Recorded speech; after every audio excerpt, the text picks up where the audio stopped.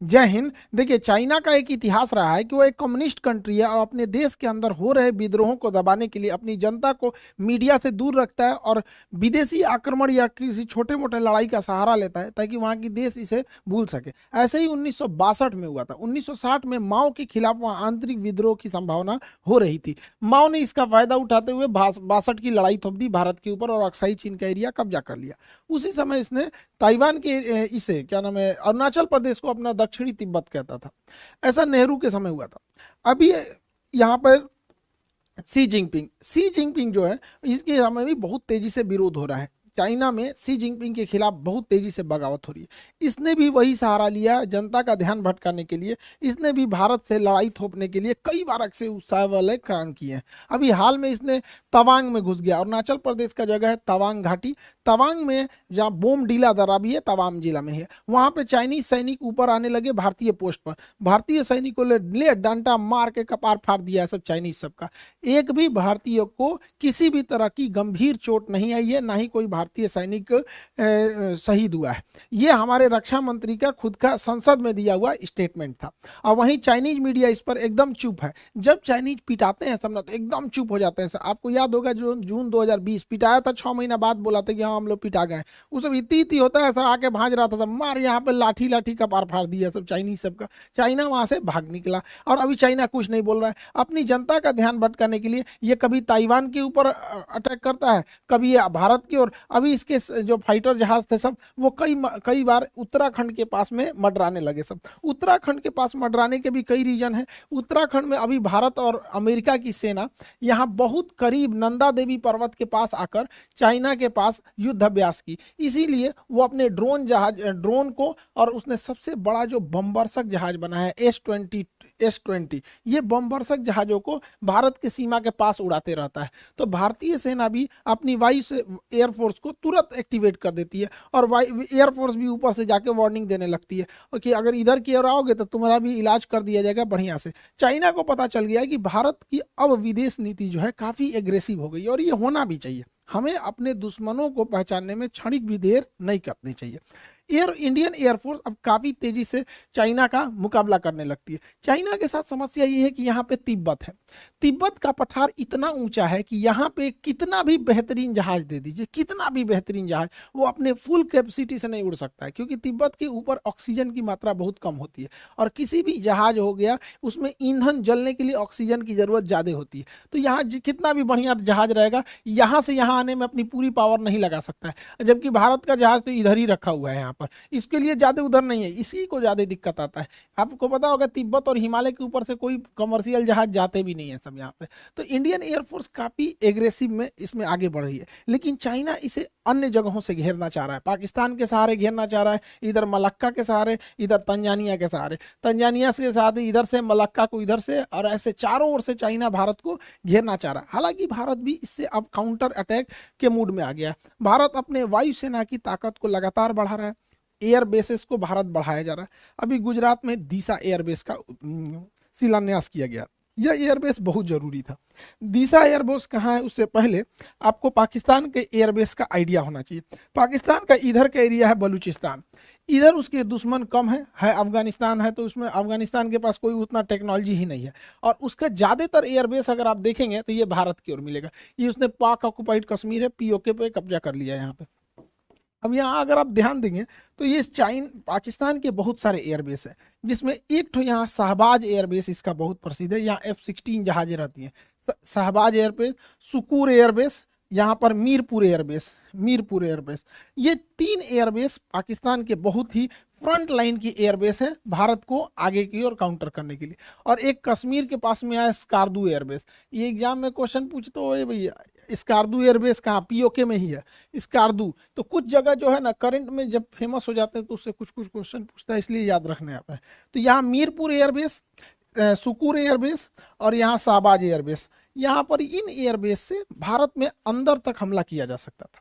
इसको काउंटर करने के लिए जोधपुर में फलोड़ी एयरबेस था, गुजरात के कच्छ में नलिया एयरबेस था। तो ये यहाँ से इसे काउंटर किया जा सकता था, लेकिन अभी पीएम मोदी ने यहाँ पर एक दीसा एयरबेस का उद्घाटन किया। दीसा एयरबेस जो है अब यहाँ से और अंदर तक काउंटर अटैक किया जा सकता है। तो ये एयरबेस भारत के लिए बहुत जरूरी है, क्योंकि हमको हर तरह से काउंटर अटैक के लिए रेडी रहना है, क्योंकि चाइना लगातार पाकिस्तान को सपोर्ट करते जा रहा है। तो ये एयरबेस जरूरी है। भारत अब अपने जितने भी एयरबेस हैं उसको, उसमें जो जहाज़ों को रखने के लिए बंकर है उसे अब नए मॉडल से अपग्रेड कर रहा है। उसका नाम है next generation harden aircraft shelter. ये इतने मजबूत होते हैं कि रनवे के बाद जहाज को अगर इसमें ले आ देते हैं तो इसके ऊपर 1000 किलो का भी बम गिरा दिया जाता है ना, इसको कोई असर नहीं होता है। इसकी टेस्टिंग हो चुकी है। देखिए ये जहाज इसी के अंदर था, ये जहाज इसके अंदर था, इसको रख के तोड़ा है सब, ये ऊपर वाला ब्लास्ट हो गया है, जहाज चुपचाप निकल के चला गया। तो ये भारत इसको बहुत तेजी से अपने हर एक एयरबेस में इसको ला रहा है, ताकि जहाज जो है एयरबेस पे भी सेफ रह सके, ताकि युद्ध की स्थिति में काउंटर अटैक किया जा सके। भारत इसको बहुत भली भांति से समझ गया है कि अब हम लोगों को एग्रेसिवली आगे बढ़ना पड़ेगा, क्योंकि चाइना लगातार हमें घेरते आ रहा है। इसलिए भारत ने अपने यहाँ, ये तो हो गया अफगानिस्तान के लोगों को भारत से बहुत लगाव रहता है। तो भारत अफगानिस्तान भारत में रिलेशन अच्छा है, लेकिन पीओके कब्जा करने की वजह से डायरेक्ट कनेक्शन नहीं है। यहाँ पर है आपका ताजिकिस्तान। ये ताजिकिस्तान जो जगह है, यहाँ पर भारत 2 ठो एयरबेस ले रखा है। यहाँ से हम चाइना के लिए भी काउंटर अटैक कर सकते हैं, यहाँ से पाकिस्तान के डीप एरिया में भी काउंटर अटैक कर सकते हैं। 2 एयरबेस है यहाँ पर, एक का नाम है ऐनी एयरबेस और एक का नाम है फारकोर एयरबेस। तो ये दोनों एयरबेस ताजिकिस्तान में, फारकोर और ऐनी एयरबेस, इससे हम लोग चाइना के एरिया में काउंटर अटैक और पाकिस्तान में कर सकते हैं। ये सबसे ज्यादा काम कब करेगा? चाइना यहाँ पे सड़क बना रहा है CPEC, China Pakistan economic corridor. इसको इधर से तो अटैक करता ही हो सकता है, इस एयरबेस के थ्रू यहाँ से भी अटैक किया जा सकता है। इसलिए भारत को अब रेडी रहना है, क्योंकि चाइना में अगर ज्यादा विवाद होगा तो पक्का किसी ना किसी से उलझेगा। तो उधर या तो उलझेगा ताइवान से, और नहीं तो इधर उलझेगा भारत से। इसलिए सतर्क रहना है। हम लोग के लिए भी एक तरह का ये लिटमस टेस्ट है। हालांकि भारत बहुत तेजी से अपने कदम आगे बढ़ा रहा है, लेकिन चाइना का सोच क्या है, वो सिल्क रूट के माध्यम से भारत को घेरना चाह रहा है। लेकिन चाइना की टेंशन क्या है, वो मलक्का के पास से यहाँ से भारत को, ये उसके लिए सबसे बड़ी समस्या है, क्योंकि मलक्का के पास भारत बहुत स्ट्रांग है। यहाँ पर हमारा अंडमान निकोबार है। ये अंडमान निकोबार में हमारी तीनों सेना रहती है, थल सेना, वायुसेना, नौसेना। साथ ही यहाँ नीचे में कोकोस आइलैंड है। कोकोस आइलैंड, चाइना यहाँ से या तो मलक्का से होकर निकलेगा या तो सुंडा से होकर निकलेगा। अगर मलक्का से होकर निकलेगा तो अंडमान निकोबार में कुछ आएगा, और अगर सुंडा से होकर निकलेगा तो कोकोस में कुछ आएगा। देखिए कोकोस आइलैंड हमारा नहीं, देखिए कोको अलग है। कोको आइलैंड म्यांमार के पास है, हम ही लोग का था, नेहरू ने गिफ्ट दे दिया यहाँ पे। ये कोकोस आइलैंड जो है ये ऑस्ट्रेलिया का है, लेकिन ऑस्ट्रेलिया से हम लोगों ने समझौता कर रखा है कि एक दूसरे के बेस का इस्तेमाल करने के लिए, तो इसका इस्तेमाल हम लोग कर सकते हैं यहाँ से काउंटर करने के लिए। इसलिए चाइना को पता है कि इस एरिया में हम कुछ नहीं कर सकते, इसलिए चाइना मलक्का को अपनी डेलिमा दुविधा समझता है, मलक्का डेलिमा। इसलिए वो डायरेक्ट इस एरिया से, समुंदर से घूम के नहीं आना चाहता है, वो डायरेक्ट सड़क के माध्यम से अपने सामान को यहाँ लाता है और इस रास्ते से निकल जाता है। यहाँ पे उसने बहुत बड़ी सड़क बना रखी है, इस सड़क के चारों ओर फैक्ट्री, पेट्रोल पंप, हॉस्पिटल्स, अलग अलग चीज़ों को खोल रखा है। इसका नाम है सीपीईसी। सीपीईसी को काउंटर करना भी बहुत जरूरी है, जो ग्वादर पोर्ट से जुड़ता है।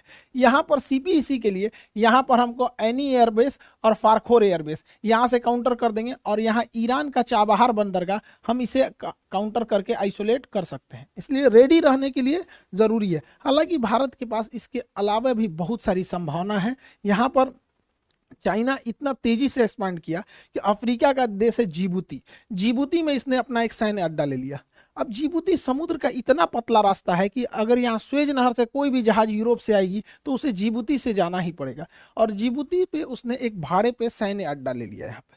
लेकिन अच्छी बात यह है कि जहाँ इसने सैन्य अड्डा लिया है वहाँ से थोड़ी ही दूरी पर फ्रांस का भी सैन्य अड्डा है, और हमारा और फ्रांस का समझौता है कि हम एक दूसरे के सैन्य अड्डे का इस्तेमाल कर सकते हैं। तो यहाँ ये पैसा दे के सैन्य अड्डा ले रहा है, भारत वहाँ ऐसे ही पहुँच सकता है।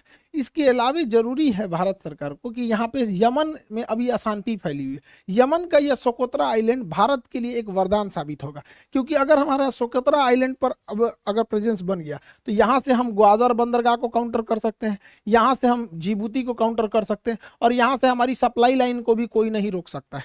लेकिन अभी यमन के सोकोत्रा आइलैंड पर किसी का ध्यान नहीं गया है। यहाँ पे करना चाहिए, सरकार को आगे बढ़ना चाहिए। चाइना ने इतना ज्यादा मात्रा में लोन दे रखा है अफ्रीकी देशों को कि उन्हें अपने कर्ज के जाल में फंसा लिया, और इस जाल में फंसाया बढ़िया से तंजानिया को। तंजानिया जो है इसका एक जंजीबार द्वीप है जो दुनिया में सबसे ज्यादा लौंग के उत्पादन के लिए प्रसिद्ध है। तंजानिया के सभी समुद्री तटों को चाइना मांग रहा है कि हमको दे दो लीज पे, ये सारे समुद्र तट पे हम अपने बंदरगाह बनाएंगे। और आपको पता है कि चाइना अगर बंदरगाह बना दिया तो वहां अपनी पनडुब्बी नौसेना की जहाजों को लाएगा। हम लोगों की लाख कोशिशों के बावजूद चाइना का जहाज यहाँ पर अपना लंगर डाल ही दिया। इसलिए इसे काउंटर करने के लिए भी भारत के पास कई सारे द्वीप हैं। सेशेल्स का द्वीप एजम्पशन आइलैंड जिस पे भारत अपना मतलब बेस बनाने वाला है, सेशेल्स में यहाँ पर है। मॉरिशस में एग्लीगा द्वीप है। ये दोनों द्वीप यहाँ से काउंटर अटैक के लिए यहाँ पर अवेलेबल हो सकते हैं। तो कहने का सेंस ये है कि भारत को पहले से अब रेडी रहना चाहिए, क्योंकि चाइना में जहां उथल पुथल होगा तो सी जिनपिंग अपने देश की जनता का ध्यान अपने ओर से हटाने के लिए वो कि या तो ताइवान की ओर हमला करेगा या तो फिर भारत की ओर। हालांकि भारत की ओर करेगा नहीं, अब उसको पता है कि 62 नहीं रह गया, यहाँ पे आदमी दौड़ा के मारेगा उसको। हालांकि युद्ध में अब अगर देखेंगे तो वर्तमान परिदृश्य में कई सारी चीजें चेंज हो गए हैं। यूक्रेन युद्ध में ड्रोन ने पूरी तरह से कंप्लीट सिनेरियो को ही चेंज कर दिया। तुर्की जैसा देश ड्रोन के मामले में, ईरान जैसे देश ड्रोन के मामले में बहुत तेजी से आगे बढ़े हैं। तुर्की का कौन सा ड्रोन यूक्रेन में तबाही मचाया, और रूस जैसे शक्तिशाली देश को ईरान से क्यों ड्रोन मंगाने पड़े, इसे भी हम लोग समझेंगे। उससे पहले आप लोग को सूचना भाई यूपीएससी वाले बैचों के लिए, देखिए बहुत सारे लड़के आप लोगों को हम बताए भी थे यूपीएससी के लिए, जून में ही हम आपको अनाउंस किए थे कि यूपीएससी बैच आएगा जून में। लेकिन यूपीएससी बैच सबसे बेहतर बन सके, इंडिया में वर्ल्ड क्लास के टीचर्स का सिलेक्शन हो सके, इसलिए काफ़ी डिले हो गया था इस मैटर को लेकर। लेकिन अब बहुत अच्छे अच्छे टीचर जुड़ चुके हैं हम लोग के साथ। हिस्ट्री के लिए मणिकांत सर हैं, आपके पॉलिटी के लिए राजेश मिश्रा सर हैं, और भी बहुत सारे टीचर हैं हम लोग के। एक एक करके अब हम लोग सबको बारे में जानते चलेंगे। यहाँ पर यूपीएससी के बैच में जितने लड़के इनरोल नहीं हो पाए थे, अब आप लोग इनरोल हो जाएंगे, ताकि जो लड़के ऑलरेडी एप्लीकेशन में पढ़ रहे हैं वो इनरोल हो चुके हैं। तो यूपीएससी वाले बच्चे आप लोगों के लिए बहुत कम में फी है, 7500 में। ये हो सकता है कि कुछ 8000 के आसपास या फिर इसी में रहेगा, इतना फीस है। सबसे कम फी, एकदम क्वालिटी वाइज सबसे बेहतरीन रखा गया इसको। इसमें आपका पीटी और मेंस सभी को कवर कराया जाएगा, जैसा कि आपको वादा किए थे कि हम लोगों को यूपीएससी के सेक्टर में बहुत आगे काम करना है। ये ज़रूरी भी है, क्योंकि हिंदी मीडियम के लड़के जो गांव के पृष्ठभूमि के थे, बड़ी फीस की वजह से वो पढ़ाई नहीं कर पाते थे। मेरी भी मजबूरी थी, एप्लीकेशन में उतना जगह नहीं था, जिस वजह से हमको एप्लीकेशन के लड़कों को बोलना पड़ा। फिर आप लोग यूट्यूब परिवार आपको कैसे छोड़ सकते हैं, तो आप लोग को भी कर रहे हैं। तो गाँव का जितना भी लड़का है, जिन लोगों को अब दिल्ली जाने के लिए पैसे नहीं थे, अब वहाँ गाँव तक में आपको अब शिक्षा दी जा सकती है। तो अभी ये है आपका, जितना जल्दी इसमें इनरोल हो जाएंगे लोग, उतना जल्दी क्लास हो जाएगा। क्योंकि एप्लीकेशन वाले ऑलरेडी इनरोल हो गए हैं, तो उनको 2 दिन हम रोक लेंगे। संडे को आप दोनों लोग को जैसे उनका पहले से एडमिशन हो गया, आप लोगों को इधर 4 दिन टाइम देते हैं, फिर संडे से हम दोनों का क्लास एक साथ चालू कर देंगे।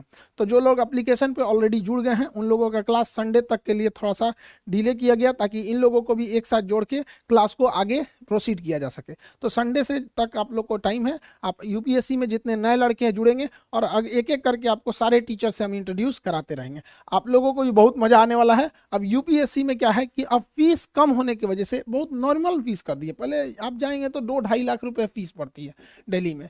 आप वैसे ही टीचर से जो दिल्ली में हैं, उन्हीं लोगों से एकदम बेहतरीन मार्गदर्शन में आप लोग शिक्षा लेंगे। और अब जो कहा जाता था हिंदी मीडियम के लड़कों का रिजल्ट नहीं होता था, तो अब बहुत सारे ऐसे लड़के थे जो गरीबी की वजह से नहीं शिक्षा ले पाते थे, अब उन लोगों के लिए भी एक मौका है। तो आई होप आप इसको समझे होंगे। अब एक एक करके हम आपको यूपीएससी के शिक्षक लोगों से मिलाते रहेंगे। आप लोगों से भी कहते हैं मन लगा के पढ़ाई कीजिएगा, माँ बाप का सपना पूरा कीजिए, देश बदलिए, और कोशिश कीजिए कि जब अधिकारी बने तो एकदम जमीनी लेवल पे काम करें, ताकि देश आगे बढ़ सके। आई होप आप इसे समझे होंगे। मिलेंगे नेक्स्ट क्लास में। जय हिंद।